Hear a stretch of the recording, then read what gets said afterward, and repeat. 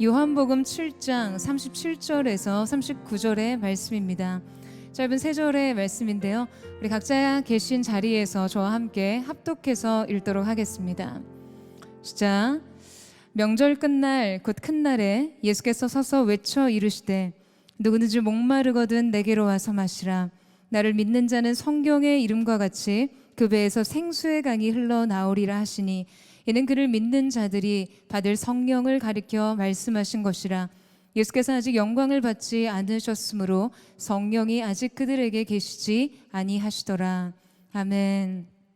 네, 오늘 여러분에게 특별한 분을 소개해드리고 싶습니다. 우리 선한목자교회 원로 목사님이시자 정말 24시간 예수님을 바라보고자 예수님 바라보는 이 영적인 무브먼트를 일으키신 귀한 이 시대의 축복의 통로 되시는데요.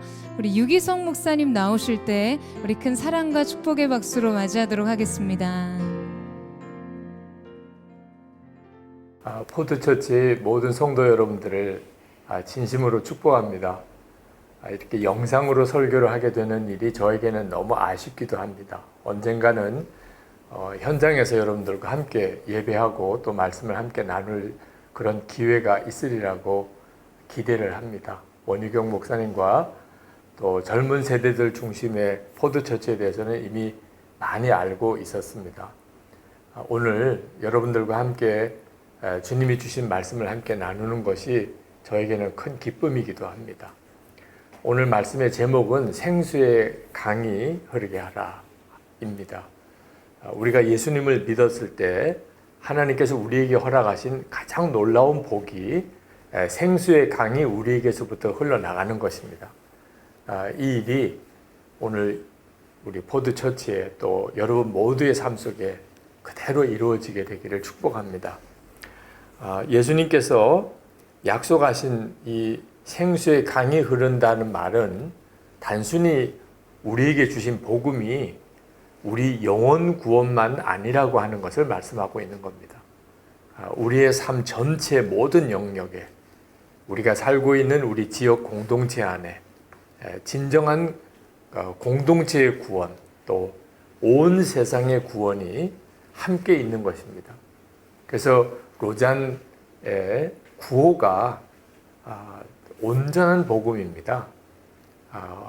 온 교회가 온전한 복음을 온 세상에 전하자. 그것이 로잔 구호이고 내년 9월에 한국에서 이제 4차 로잔 대회가 열리게 되죠. 이 온전한 복음이 바로 우리에게 주신 복음은 영혼을 구원하는 것과 함께 우리가 살고 있는 지역 공동체의 구원도 함께 이루어야 한다는 것입니다. 저는 목회하면서 가장 큰 좌절 중에 하나가 우리 예수 믿는 그리스도인들조차도 이기적인 마음을 극복하지 못하고 있는 것을 볼 때입니다. 제가 한 번은 목회하던 교회에서 큰 전도 집회가 있었습니다. 그때 교회에 오시는 분들을 위해서 교회에서 수건을 기념 선물로 준비를 했는데 우리가 생각했던 것보다 더 많은 사람이 전도 집회에 오셨어요. 그래서 결국은 수건이 모자라게 됐습니다. 처음에는 우리 교인들 수건까지도 생각하고 만들었는데도 모자라게 됐어요. 그래서 광고를 드렸습니다. 우리 교우들은 이 수건을 오늘 포기합시다. 우리 오신 손님들에게 이 수건이 다 돌아갈 수 있도록 합시다. 그렇게 광고를 했는데 어느 권사님 한 분이 제가 있는 사무실에 찾아오셨어요. 수건이 없느냐는 거예요. 저는 권사님이 그렇게 말씀을 하니까 너무 마음에 실망이 되더라고요. 그래서 저도 수건이 없습니다. 그냥 제 사무실에 제가 쓰고 있는 수건 하나 있습니다. 혹시 수건이 필요하시면 이것이라도 필요하시면 가져가시지요. 그 수건 가져가라고 한 게 아니고 없다는 뜻으로 드린 말씀인데 그래도 되나 모르겠네. 그러고는 가져가시는 걸 보고 너무 마음이 아프더라고요. 어쩔 수 없는 모습이죠. 저도 그렇고 우리 예수 믿는 성도들 안에 이게 잘 쉽게 극복되지 않는 이기적인 마음. 그러니 생수의 강이 흘러간다는 일이 과연 이게 우리에게 하나님께서 주신 실제적인 은혜인가 하는 것에 대한 의심이 생길 만합니다. 여러분은 여러분 안에서부터 생수의 강이 흘러가는 그런 사람입니까? 여러분 주변에 있는 사람에게, 가족이나 또는 여러분 주변에 있는 친구나 또는 직장 동료나 또는 같은 교우들에게 여러분은 그들에게 기쁨의 존재, 정말 그들을 행복하게 만들어주는 사람, 그런 사람입니까? 예수님께서 분명히 약속하셨습니다. 나를 믿는 자는 성경의 이름과 같이 그 배에서 생수의 강이 흘러나오리라. 저는 오늘 여러분에게 실제로 지금 현재 여러분이 이 약속이 이루어지지 않는 것 같은 느낌이 든다 할지라도 주님의 약속을 믿음으로 붙잡게 되기를 도전합니다. 말씀이 내게 성취되는 삶은 먼저 그 말씀을 믿음으로 취하고 그리고 그것을 위해서 기도할 때 하나님께서 전적으로 하나님의 권능으로 우리의 삶을 바꾸시는 것입니다. 오늘 이 말씀을 가만히 읽어보면 하나님께서 우리에게 두 문을 준비해 두셨다는 사실을 알게 됩니다. 우리 마음에는 두 문이 있습니다. 제가 이 말씀을 붙들고 하나님께 기도할 때 하나님께서 저에게 주셨던 응답이기도 합니다. 어떻게 하면 생수의 강이 흘러나갈 수 있을까요? 우리의 마음의 문이 열려야 한다는 것입니다. 하나는 하나님을 향한 문이고 하나는 사람들을 향한 문입니다. 우리 안에는 이 두 문이 있는데 가장 먼저는 생수의 근원이 되시는 하나님을 향하여 마음의 문이 열려야 합니다. 그건 가장 중요한 문제예요. 우리 안에 생수의 강이 있어요. 그건 우리 안에 오신 예수 그리스도이십니다. 예수 그리스도 그분이 생수의 강이세요. 그러니 예수님을 믿고 예수님을 영접한 여러분 안에 이미 생수의 강이 있는 겁니다. 여러분이 진짜 하나님을 믿는다면. 그런데 예레미야 선지자가 이스라엘 백성들의 죄를 지적하면서 두 가지를 말씀을 하셨어요. 예레미야 2장 13절에 내 백성이 두 가지 악을 행하였나니 곧 그들이 생수의 근원되는 나를 버린 것과 스스로 웅덩이를 판 것인데 그것은 그 물을 가두지 못할 터진 웅덩이니라.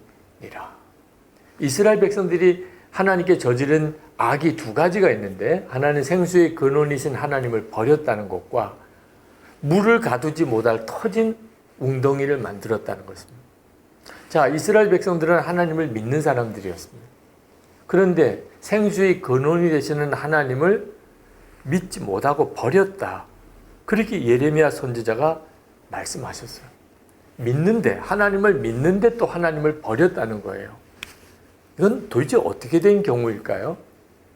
이스라엘 백성들의 당시의 모습을 보면 그 말이 무슨 말인지 이해가 됩니다. 이스라엘 백성들은 하나님을 믿었어요. 중요한 일이 있을 때 하나님께 나가 제사도 드렸습니다. 그러나 그들은 주변의 여러 대적들을 이제 만나게 되면서 하나님보다는 어떤 강대국을 더 의지하는 마음이 그들 안에 있었습니다. 하나님이 이 점을 지적하신 거예요. 생수의 근원이 되신 하나님을 버렸다. 하나님을 분명히 믿으면서도 실제로는 하나님보다 다른 어떤 것들을 의지하는 그 마음, 이것이 바로 생수의 근원이신 하나님을 버린 거예요. 우리 마음이 그런 상태가 되면 생수의 강이 우리에게서 흘러나갈 수가 없습니다. 여러분은 진짜 하나님만 의지하십니까? 제가 군목 훈련을 받을 때 1984년입니다. 이미 목사 안수도 받은 상태죠. 그때 훈련을 받다가 다리가 부러지는 중상을 입었습니다. 그래서 군인병원에 급히 후송을 갔죠. 군의관이 엑스레이를 찍어보고는 장애인이 될 것라고 말씀하셨어요. 목사님, 마음을 단단히 가지세요. 장애인이 되겠습니다. 수술은 하겠지만 완벽하게 수술하기가 어려운 지금 상태입니다. 그때 제가 얼마나 당황스러웠는지 모릅니다. 저는 제가 장애인이 될 거라는 생각을 한 번도 해본 적이 없었거든요. 그때 저는 수원에서 목회하시는 저희 아버님에게 어떻게 해서든지 연락을 드려야 된다고 생각을 하고 사방의 사람들에게 부탁을 했었습니다. 그러나 결국은 어느 누구도 그 당시에 저를 도와줄 사람이 없었어요. 결국 수술 대기실에 저 혼자 남았습니다. 그제서야 제가 하나님 생각이 났어요. 그리고 그 광주 통합병원 수술 대기실에서 하나님을 큰 소리로 3번을 불렀습니다. 하나님! 네, 아무런 응답을 제가 경험하지 못했어요. 그리고 정말 비참할 정도로 통곡했습니다. 그때 제가 비참했던 것은 장애인이 되는 문제가 아니었어요. 제가 실제로는 하나님을 믿는 사람이 아니었다는 거죠. 만약에 제가 정말 하나님을 믿고 있었다면 그런 위기 상황에서 제가 하나님을 먼저 찾았겠죠. 저는 육신의 아버지가 하나님보다도 사실 저에게 더 직접적인 도움을 줄 수 있다고 생각하고 있었던 거예요. 이게 바로 생수의 근원이신 하나님을 버린 것 같아요. 지금도 예수를 믿는다고 하지만 실제로는 돈을 많이 벌면 내가 좀 더 나은 삶을 살 수 있을 텐데, 좀 더 좋은 직장을 간다면 내가 행복할 수 있을 텐데, 내가 좀 더 좋은 배우자를 만났다면 행복할 수 있을 텐데, 그런 생각을 하는 그리스도인들이 많습니다. 우리의 행복이 예수 그리스도 그분으로부터 온다는 사실을 실제로는 안 믿고 있는 거죠. 생수의 근원이신 하나님을 버린 겁니다. 다시 말하면 하나님과의 문이 닫혀져 있는 거예요. 그러니 그를 통해서 어떻게 생수의 강이 흘러갈 수가 있겠습니까? 우리가 전도할 때 가능하면 예수를 믿으면 당신이 행복할 거라고 그렇게 말해주고 싶어 합니다. 누구든지 예수를 믿는 데는 동기가 있을 거 아니겠습니까? 당신의 문제가 해결되고 당신의 삶이 좀 더 좋아질 거라는 식으로 이야기해주고 싶어 해요. 그러나 실제로 우리가 이제는 정직해야 합니다. 예수를 믿으면 모든 상황이 다 좋아질까요? 실제로 성경을 읽어보면 스데반 집사님은 부활의 주님을 증거하다가 순교했습니다. 예수님을 믿고도 오히려 더 어려움을 겪는 사람이 많습니다. 우리가 직장을 다닐 때 또는 가족관계에서 내가 예수를 믿는 순간부터 아주 어려운 처지에 몰리는 일이 실제로 얼마나 많은 케이스가 있습니까? 예레미야는 그가 하나님의 선지자로서 수많은 사람들로부터의 조롱을 받고 그리고 말할 수 없는 고통을 겪었습니다. 모세는 약속의 땅을 앞두고 들어가지 못하고 그는 요르단 광야에서 죽었습니다. 우리가 하나님을 믿고 예수님을 신실히 의지한다 하더라도 우리의 삶의 모든 것이 다 해결되고 모든 것이 다 좋아지지 않습니다. 그럼에도 불구하고 예수님을 믿게 되는 이유가 무엇이죠? 예수를 믿으면 예수 믿기 전보다 더 어려운 일도 많고 심지어 고난도 각오해야 되는 이런 상황인데도 우리가 예수를 왜 믿어야 하는 거죠? 이유는 딱 하나입니다. 예수 그리스도 그분이 우리 안에 오시기 때문에. 이보다 더 놀라운 일은 없습니다. 예수 그리스도 그분이 내 안에 오시는 것. 이것이 예수 믿는 가장 놀라운 복입니다. 예수님과 함께 하기 때문에 어떤 고난의 길도 이제는 더 이상 두렵지 않은 겁니다. 예수님과 함께 동행하기 때문에 어떤 어려운 돌짝밭길도 오히려 자원해서 갈 수 있는 겁니다. 전에는 환경과 여건이 좋아야 했었습니다. 이제는 상관없습니다. 예수님 한 분이면 충분합니다. 이렇게 사람이 바뀌는 거예요. 이것이 바로 생수의 근원이신 주님을 향하여 문이 열린 겁니다. 내 안에 생수의 강이 흐르기 시작하는 거죠. 예수님이 좋은 사람은 어떤 시험에도 다 이깁니다.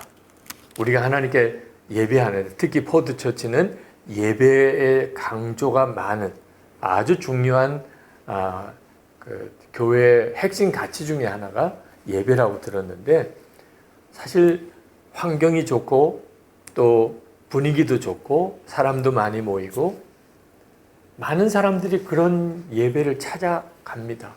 설교도 좋고 또 교우들의 모든 그런 수준도 좋고 그러면 정말 예배 드릴 만하죠. 만약에 정반대라고 한다면 예배당 찾아가기도 힘들고 주차하기도 힘들고 또 예배 드리는 그 공간의 쾌적함도 없고 모든 것이 다 부족한데도 그래도 예배에 오는 이들이 있으세요. 어떤 사람이죠? 예수님 그분이 좋으니까. 예수님 그분이 좋은 사람은 예배 장소나 환경, 여건이 문제가 되지 않습니다. 우리에게 이것이 필요한 거예요. 예수 그리스도 주님 그분을 내가 아는가? 예수님은 정말 내 안에 오셔서 나와 함께 계심을 내가 진짜 믿는가? 예수님이 정말 내 생명이고 주님이신가? 가장 먼저 해결되어야 될 문제예요. 두 번째는 사람들을 향하여 문이 열리는 것입니다. 자, 생수의 강이 흐를 때는 반드시 생수의 근원이신 주님을 향하여 열린 문을 통하여 하나님의 생수의 강과 같은 은혜가 내 속에 임하고 그것이 다른 사람에게 흘러가야 비로소 생수의 강이 흐른다고 말할 수가 있는 거예요. 그때부터 우리의 삶은 정말 놀라운 삶이 되는 거죠.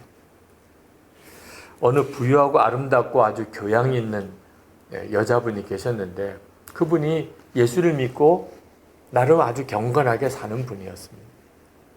근데 이분이 여러 가지 질병으로 고통을 당하고 있었어요. 프랭크 루박 선교사가 그 여성도에게 그런 권면을 했습니다.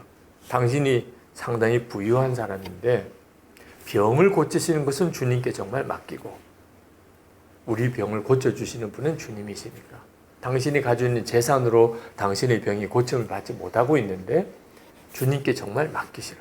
그리고 당신이 가지고 있는 재산으로 정말 힘들고 어려운 사람들을 향하여 그들에게 그 재정을 흘려보내시라고 권했어요. 그런데 이 여성도가 그 권면을 대단히 기분 나쁘게 들었어요.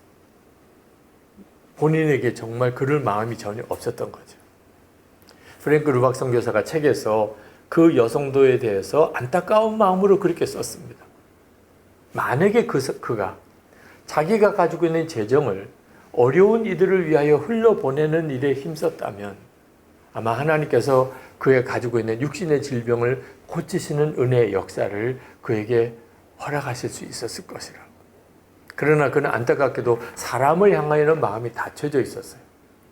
하나님께는 고쳐달라고 많이 기도했지만 그 자신이 다른 사람을 향하여 문이 열려져 있지 않았기 때문에 하나님의 그 은혜가 그녀를 통하여 흐르지 못했던 겁니다. 예수님께서 주면 넘치도록 받을 것이라고 말씀하셨어요. 누가복음 6장 38절에 주라 그리하면 너에게 줄 것이니 곧 후이 되어 누르고 흔들어 넘치도록 하여 너에게 안겨주리라. 은혜의 놀라운 역사의 원리입니다. 하나님의 은혜가 나에게 충만하려면 그러면 사람들을 향하여 마음이 닫혀 있어서는 결코 이루어지지 않습니다. 예수님께서 우리에게 주라고 그렇게 권하는 이유는 사실은 우리를 위해서 그러신 거예요. 그러면 사람에게 내가 가지고 있는 것을 주게 되면 우리는 하나님으로부터 받게 됩니다. 이 삶이 예수 그리스도 안에서 우리를 향한 하나님의 놀라운 계획이에요.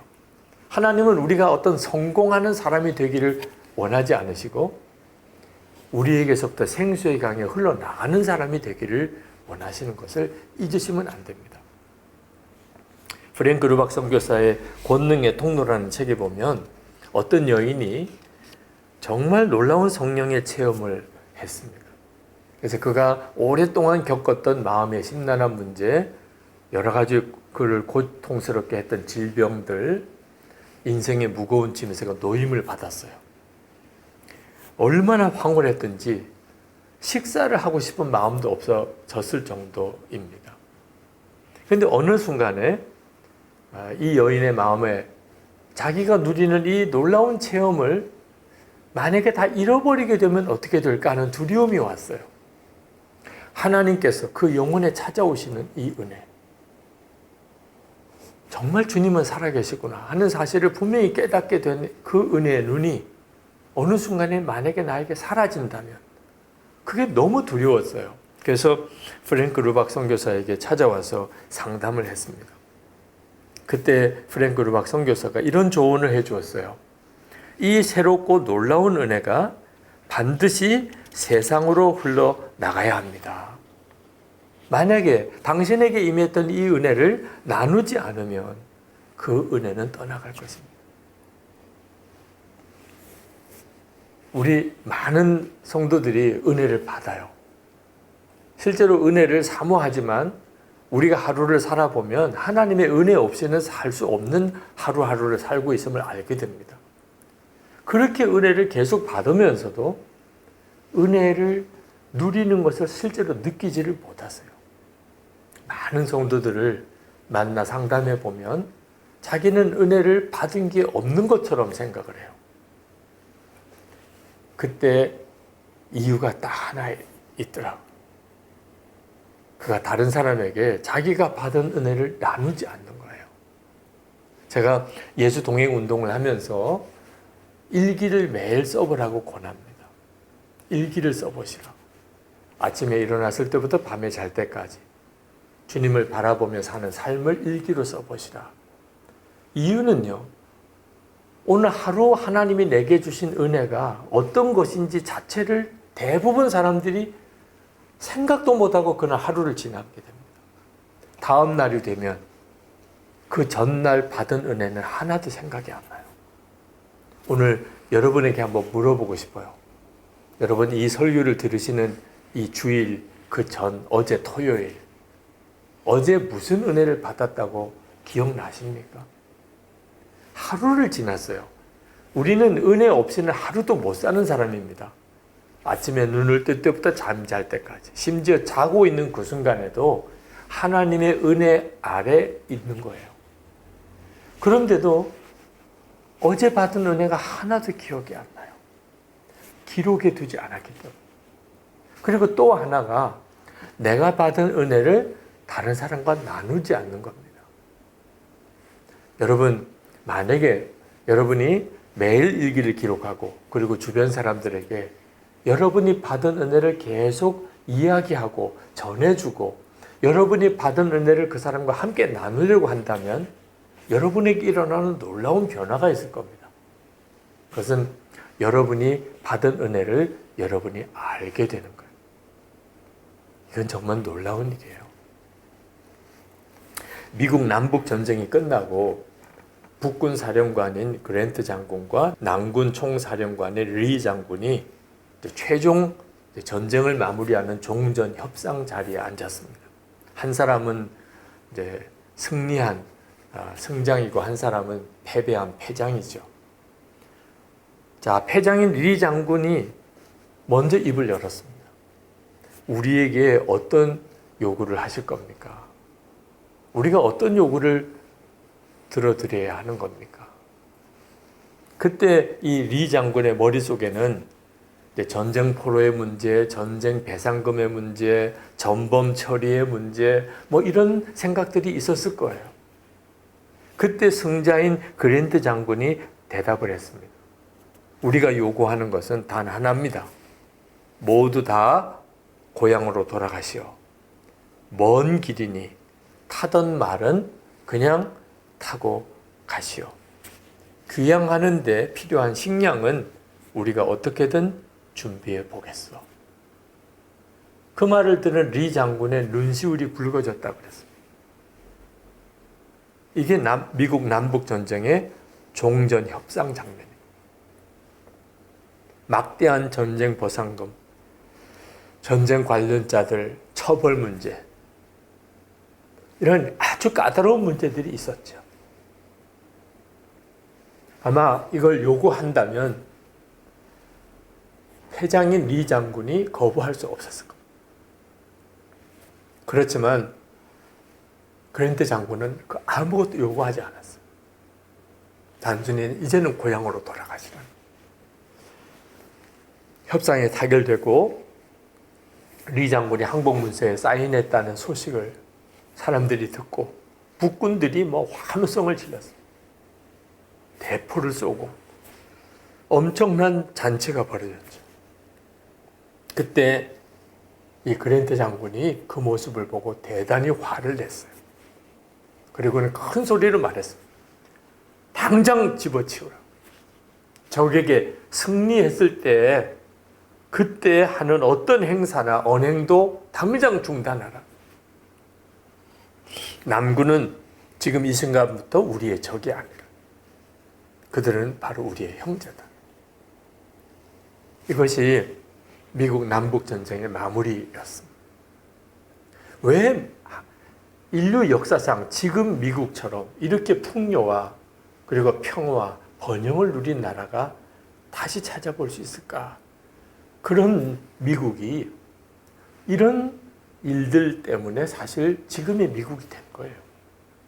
사람들을 향하여, 특히 어려운 사람, 그들을 향하여 마음의 문이 열려 있었기 때문에 하나님의 은혜, 생수의 강과 같은 은혜가 미국 안에 흐를 수가 있었던 것입니다. 이것이 지금 현재 우리들에게 필요해요.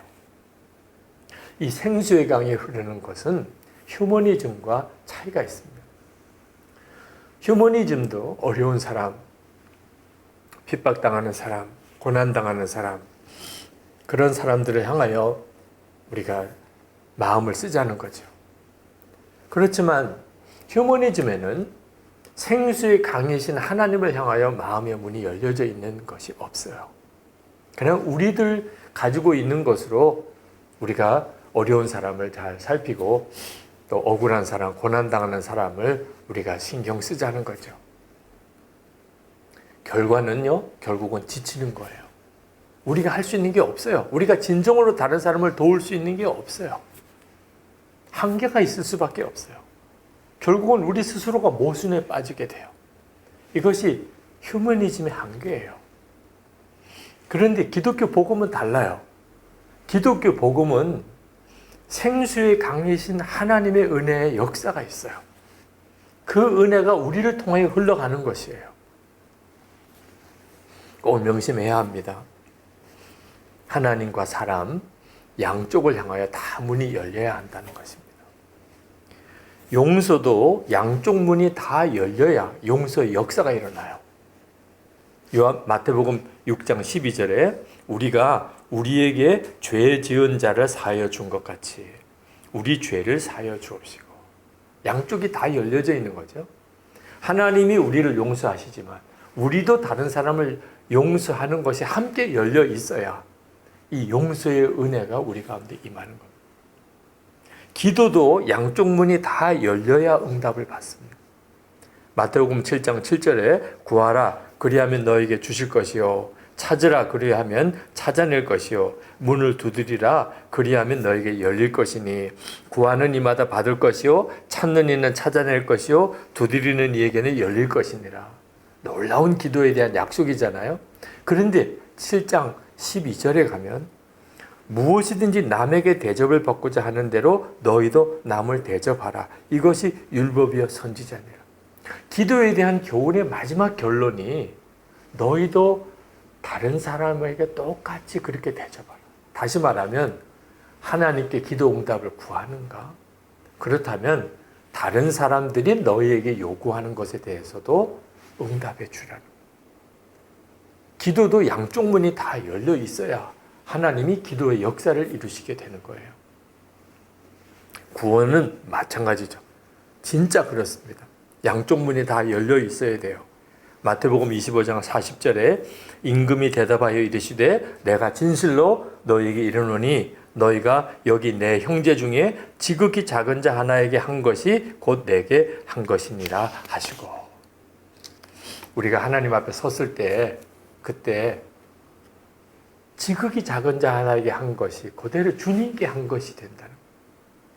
우리가 만약에 예수님으로부터 구원의 은혜는 받았지만 우리가 우리 주변에 있는 지극히 작은 자 한 사람을 그렇게 건져주는 일을 하지 않는다면 우리는 주님 앞에 섰을 때 자기 자신이 어리둥절할 정도로 왼쪽 편에 가 서게 돼요. 주님, 제가 왜 여기에 서야 하는 겁니까? 너는 내가 줄이고 목마를 때 나를 돌아보지 않았다. 언제 우리가 주님께 그렇게 했습니까? 지극히 작은 자에게 하지 않은 것이 내게 하지 않은 것이다. 여러분, 이 사실을 명심해야 합니다. 제가 선한목자교회에서 이제 올 4월에 은퇴를 했습니다만, 제가 선한목자교회에서 목회를 하면서 참 놀라운 하나님의 말할 수 없는 은혜를 경험을 했습니다. 그 은혜의 문이 열리는 사건이 여러 사건이 있었지만 그 중에 참 제게 오래 기억이 남는 사건이 있습니다. 2010년 우리 선한목자교회 장로님들과 일본에 수련회를 갔었던 적이 있습니다. 일본에 저희 형제교회들이 있었기 때문에 그 일본 형제교회들을 도왔었는데, 그 일본 형제교회를 방문도 할 겸 장로님들 수련회도 같이 갔었습니다. 그 수련회에 가서 이제 어느 날 아침에 기도를 하는데 하나님께서 너무나 강하게 제 마음에 큰 은혜를 오늘 주실 것이다, 그런 마음을 주세요. 그래서 제가 우리 그 수련회를 이끌어가는 장로님께 오늘 저녁 집회를 우리 가질 때 좀 이 곽 티슈를 좀 여러 개를 좀 사 주세요. 하나님이 오늘 정말 놀랍게 역사할 때 우리가 휴지가 없으면 정말 눈물 콧물 흐르는 역사가 일어나도 당황스럽잖아요. 그래서 곽 티슈를 좀 많이 준비해 달라고 했는데 나중에 보니까 많이 준비한 정도는 아니고 너무 많이 준비하셨어요. 한 사람당 곽 티슈 하나가 될 정도로 그렇게 준비를 하셨어요. 아, 이건 너무 지나치잖아, 그런 생각을 했었습니다. 그러나 하여튼 그날 하루 여정을 보내고 저녁에 이제 우리 장로님들과 함께 이제 기도회를 하는 집회를 하는 시간이었어요. 저는 제 마음속에 하나님께서 오늘 밤에 정말 놀라운 일을 하실 것이다, 그런 마음이 설레는 기대가 있었습니다. 그리고 기도하고 그렇게 준비를 했어요. 그날 저녁에 제가 장로님들과 함께 나누었던 말씀이 우리가 주님 안에 거하고 주님이 우리 안에 거하시는 이 은혜가 우리에게 있어야 한다, 그 말씀을 전했습니다. 그렇게 말씀을 전하고 그리고 장로님들과 함께 통성 기도를 했는데 그냥 평소에 우리가 모일 때 그 정도의 수준하고 다를 바가 없었어요. 분명히 하나님이 은혜를 주신다고 그런 말씀을 하셨는데 통성 기도를 하는데 장로님들이 뭐 기도를 뜨겁게 간절히 하시긴 하지만 특별한 어떤 집회라는 느낌은 없었습니다. 제 마음에 이게 뭐가 문제인가, 그런 생각이 들더라고요. 그러면서 제 마음에 찔림이 온 것이, 우리가 이렇게 은혜도 받고 사모하지만 우리 서로를 향하여 마음의 문이 열리지 않았구나, 그 사실이 갑자기 깨달아졌습니다. 하나님의 은혜는 하늘의 문만 열려야 되는 게 아니에요. 사람들을 향하여도 문이 열려야 되는데 선한목자교회 역사를 다 설명드리기는 어렵지만 굉장히 교회가 어려운 과정을 많이 거쳤습니다. 그 일을 실제로 겪었던 장로님들이세요. 그러니까 장로님들 사이에도 마음에 여러 가지 아픔과 상처들이 있으셨어요. 그게 서로에게 열려져 있지 않는 상태라는 거죠. 그래서 제가 기도회를 일단 마무리하고 장로님들께 그렇게 제안을 했습니다. 우리 장로님들 사이에 혹시 마음이 닫혀져 있는 사람이 있다면 오늘 그것부터 해결해야 합니다. 하나님의 은혜의 역사가 우리에게 부어지려면 우리들 사이에, 우리가 한 교회를 섬기는 목사와 장로인데 우리 안에 마음의 문이 열리지 않았다면 어떻게 은혜의 역사가 흐를 수 있겠습니까? 그러니 이 시간에 혹시라도 섭섭한 마음이 있었던 분, 그동안에 미운 생각이 있었던 분, 그동안에 마음을 닫아놓고 지냈던 그런 분이 있다면 찾아가서 용서해 주세요. 우리 서로 이제는 정말 마음을 열고 하나가 되십시다. 그렇게 제안하고 그동안에 섭섭한 마음, 미웠던 마음 다 해결하는 시간을 가지면 좋겠습니다. 자, 이제 일어나서 서로 찾아가서 서로 고백도 하고 용서도 하고 또 회개하는 시간도 가집시다. 그랬는데 아무도 안 움직이는 거예요. 제가 생각해 보니까 쉬운 일은 진짜 아닐 것 같더라고요. 막상 어느 장로님에게 좀 섭섭한 마음이 있었는데 그걸 내색 안 하고 지냈어요. 근데 찾아가서 저 섭섭했습니다. 그럼 진짜 정말 이상한 분위기가 될 수도 있을 것 같아요. 그냥 뭐 모른 채 지나가면 될 일을 굳이 밝혀야 되나 이런 생각도 들 수도 있을 것 같고, 또 막상 이게 어느 장로님에게 찾아가면 저 두 분이 사이가 안 좋았었구나, 다른 사람이 또 다 그렇게 볼 것도 같으니 누구도 먼저 움직이지를 못하는 겁니다. 제가 두 번째 또 부탁을 드렸어요. 또 부탁을 드렸습니다. 여러분들이 움직이셔야 됩니다. 여러분, 누가 와서 여러분에게 회개한다고 잘못했다고 고백하기 전에 여러분이 먼저 움직이시는 것이, 그것이 잘하시는 겁니다. 뭐 그렇게 한 5번 정도 부탁을 드렸을까요? 겨우 몇 분이 움직이기 시작하셨어요. 몇 분이 어느 장로님을 찾아간, 제가 보니까 그분들은 다 잘하시는 분들 같았어요. 다 모든 장로님들과 관계가 좋으신 분들이 아마 그분 생각에는 목사님이 너무 간곡하게 말씀하시는데 나라도 좀 순종을 해야 되겠다. 그런 분들 몇 분이 어느 장로님 찾아가서 손을 붙잡고 기도도 하고 뭐 그러시는데, 제 마음에 여기까지인가 보다. 이제는 뭐 제가 더 어떻게 할 수도 없겠고, 그래서 이제 두 번째 전체적으로 이제 기도하고 마치자, 그렇게 이제 생각하고 기도하시라고, 이제는 자유롭게 기도하고 마치겠습니다. 그러면서 제 마음속에 하나님이 약속하신 큰 은혜의 역사가 오늘 우리 가운데 임하지 못하시는구나, 그런 참 마음의 안타까움이 있었어요. 그리고는 이제 저도 이제 개인적으로 기도하려고 옆에 기도 자리로 이렇게 내려오는데 갑자기 마음이 너무 간절해져요. 진짜 속에서 또 눈물이 터져 나오더라고요. 제가 장로님들에게 그렇게 서로를 향하여 마음의 문을 여시라고 했는데, 정작 목사인 제가 장로님들에게 그동안에 내가 얼마나 마음의 문을 열고 지냈나, 얼마나 장로님들을 사랑하고 위하여 기도하고 했었나, 그런 생각이 딱 들더라고요. 그래서 사실 너무 마음이 안타까워서 제가 그렇게 못했는데 장로님들에게 그렇게 하라고 하는 게 그게 합당치 않았구나. 그래서 너무 안타까워서 이제 저는 장로님들이 너무 많이 울까봐 휴지를 준비하라고 그러셨는데, 사실 그 휴지는 저를 위해서 필요한 휴지였어요. 휴지를 꺼내서 정말 흐르는 눈물을 닦고, 그리고는 제 자리로 이제 내려가서 기도하려고 하는데 몇 번 장로님이 앞으로 나오시면서 기도를 해달라는 겁니다. 그러니까 마음이 간절하셔서 안수기도를 받으시려고 하시는구나. 그래서 제가 그렇게 하시자고 해서 이제 그 몇 분 나오신 장로님들을 위해서 이제 기도를 이렇게 한 번씩 하려고 손을 얹었는데, 그 첫 번째 장로님께서 제 손을 꽉 잡으시는 거예요. 제가 그 장로님에게 두 손을 머리에 얹었는데 제 손을 꽉 잡으세요. 그때 마음에 딱 느껴지는 게 갈급함이었습니다. 마치 다른 장로님에게로 가지 마시고 그냥 지금 나만을 위해서 기도해달라. 그러니까 그 장로님에게 두 손을 딱 붙잡혔어요. 저를 꽉 붙잡고 있으니까.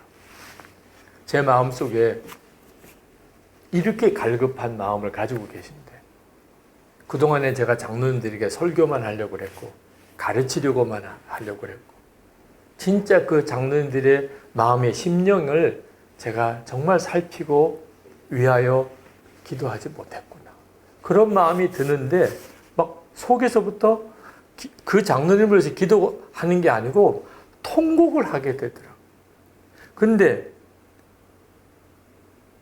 제가 두 손을 잡힌 상태였기 때문에, 아마 다른 상황이었으면 그렇게 통곡을 하게 되더라도 제가 아마 제 입을 막았을 거예요. 제가 기도회를 인도하는 목사로서 제 스스로가 감정을 절제하지 못하고 제가 그렇게 통곡하는 것은 이게 수습이 안 되는 상황이잖아요. 근데 그 순간은 어떻게 할 수가 없었어요. 그 장로님의 머리에 손을 얹고 그냥 억제할 수 없는 그런 울음을 터뜨렸어요. 말할 수 없이 울었어요. 하나님, 저를 용서해달라. 근데 그때 그 통곡하는 울음을 계기로 그 장로 수련회에 함께 하셨던 우리 장로 권사님들 부부 전체에 하나님의 영이 임했어요. 기도가 터지고 방언이 터지고 그리고 다들 정말 불이 임하는 것 같은 은혜를 받고 쓰러지는 장로님들도 계시고 얼마나 많은 시간이 지났는지도 잘 알기 어려울 정도로 그렇게 강하게 성령께서 장로님들을 만지셨어요. 그날 2010년 3월 1일 일본에 있는 수양관에서 있었던 강력한 성령의 임재를 장로님들과 함께 경험했던 날입니다. 그 다음 날부터 장로님들의 분위기가 완전히 다른 분위기였어요. 정말 장로님들 서로 안에 그동안의 응어리 맺힌 거 다 없어진 것 같았어요. 그 오랜 교회의 어려운 파동과 어려움을 지나오면서 겪었던 상처들이 다 녹아진 것 같았어요. 그때부터 선한 목적교회는 완전히 다른 형태의 교회가 되었습니다. 여러분, 생수의 강이 흐르는 이 은혜의 역사 우리에게 정말 필요합니다. 우리 사회가 그것을 기다리고 있어요.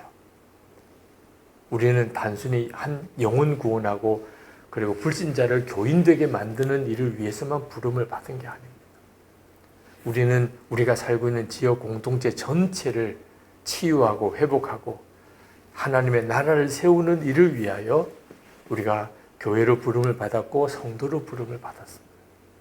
개인적으로든 교회적으로든지 항상 우리는 기억해야 합니다.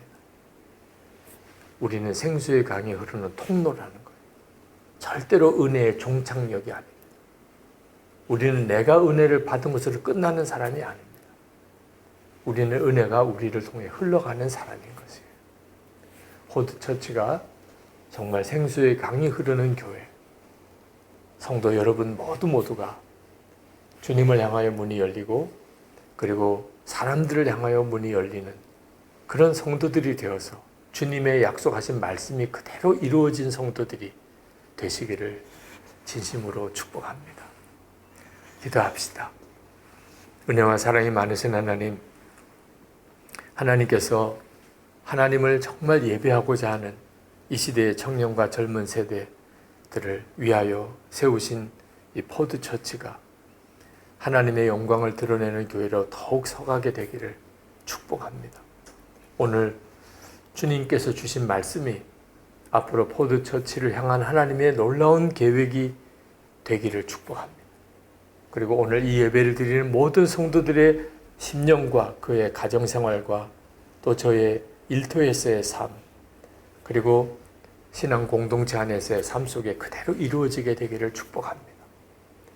주님을 향하여 생수의 근원이신 주님을 향하여 문이 활짝 열리게 하여 주옵소서. 정말 주 예수님과 온전히 동행하는 그런 성도의 삶을 살게 하소서.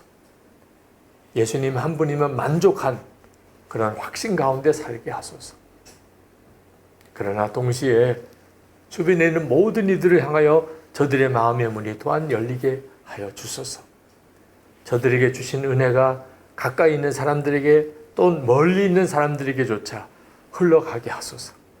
하나님, 이 생수의 강이 점점 더 강력한 하나님 강이 되기를 원합니다. 포드처치가 앞으로 한국 사회를 치유하고 이 나라와 민족을 위하여 쓰임받는 교회가 되게 하시고 무엇보다도 지금 이 시대의 젊은 세대들을 일깨우고 세워내는 교회가 되게 하여 주옵소서. 우리 주 예수 그리스도의 이름으로 간절히 기도합나이다. 아멘.